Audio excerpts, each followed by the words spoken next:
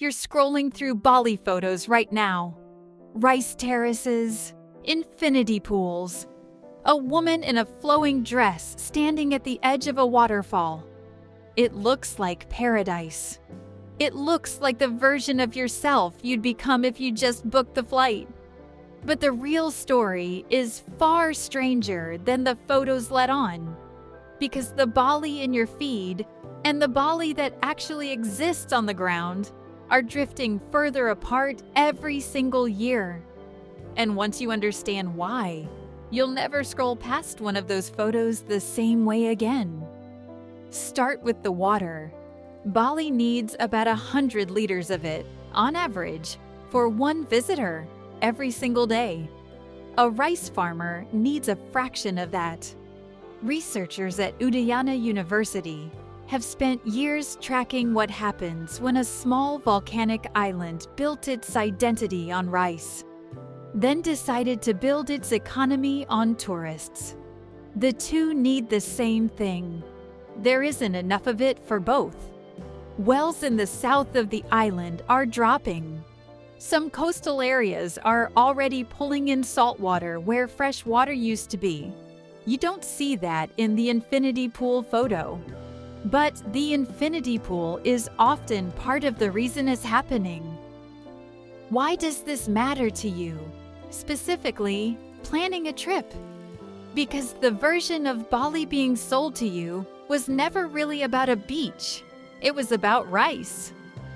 For over 1,000 years, farmers on this island have shared water through a system called subak. It's not just irrigation, it's a religious and social contract.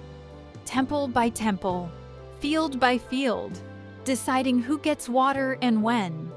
UNESCO recognized it as a World Heritage System in 2012, not because it's quaint, but because it's one of the oldest working examples of a community managing a scarce resource without anyone starving or going broke.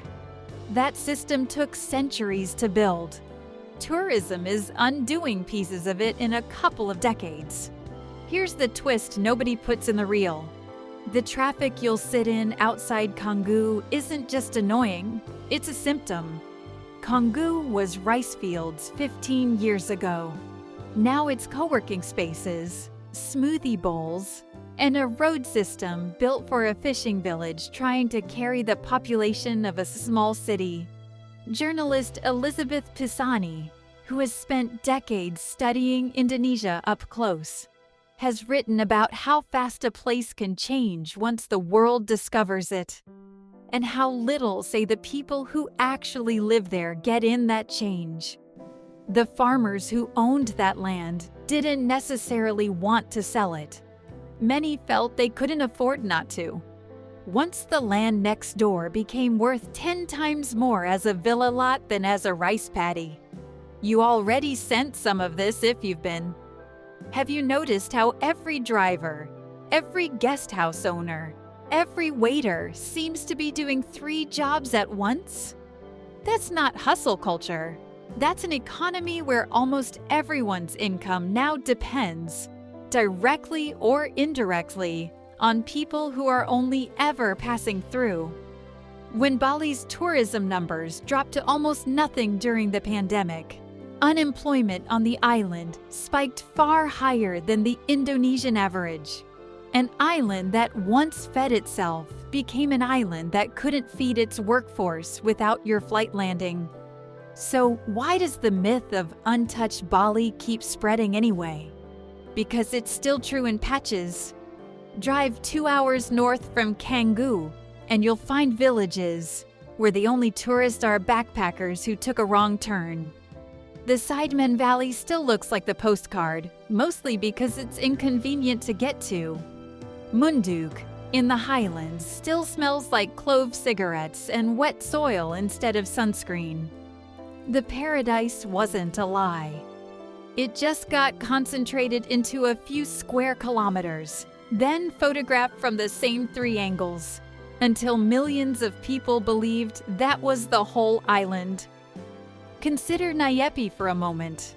Once a year, The entire island shuts down for a full day. No flights land. No lights are supposed to be on. No one is allowed to leave their house, tourists included.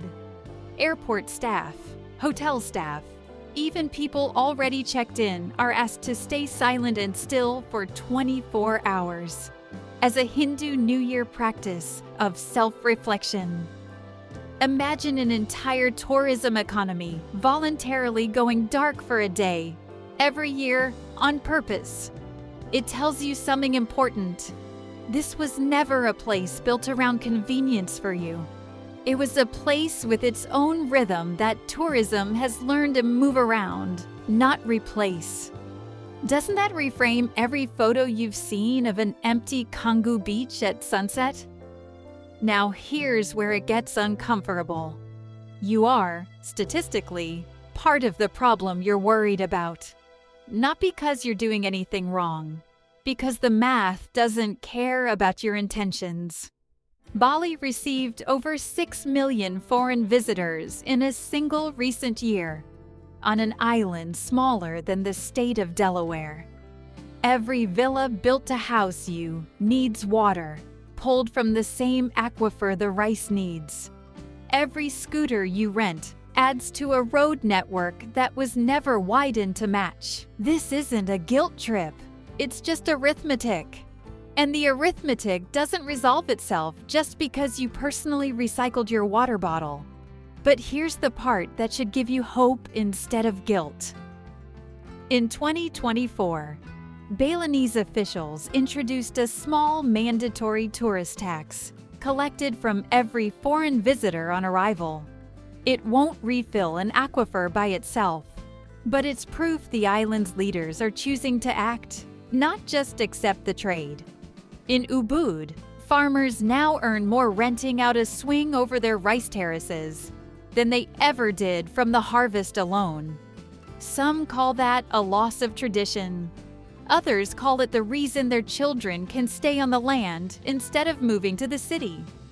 The Subac system has survived volcanic eruptions, colonization, and a global pandemic without ever losing its core idea that water is shared, not owned. It has adapted before. It can adapt again. And you get to decide which version of this story your own trip becomes. Choose a family-run Losman instead of a resort chain, and your money stays in the community absorbing the strain. Rent a bicycle instead of a scooter on the busiest streets, and you take one more vehicle off a road never built to hold this many. Spend 2 of your nights in Munduk or Sidemen instead of only Canggu, and you spread the benefit to villages still waiting for their turn. None of this fixes everything, but it changes which parts of the island your visit strengthens and which parts it simply drains. You're scrolling through Bali photos right now, but the next photo you post could be the reason a rice farmer keeps his field instead of selling it. That was never paradise built for you to take from. It's a place still deciding, one visitor at a time, whether it gets to stay whole. If this changed how you'll see your next trip, hit like. It helps the next traveler find this. Comment the one thing you didn't know. Share it with your friend planning their Bali trip. And subscribe, because next time it won't be Bali, it'll be somewhere you're already going.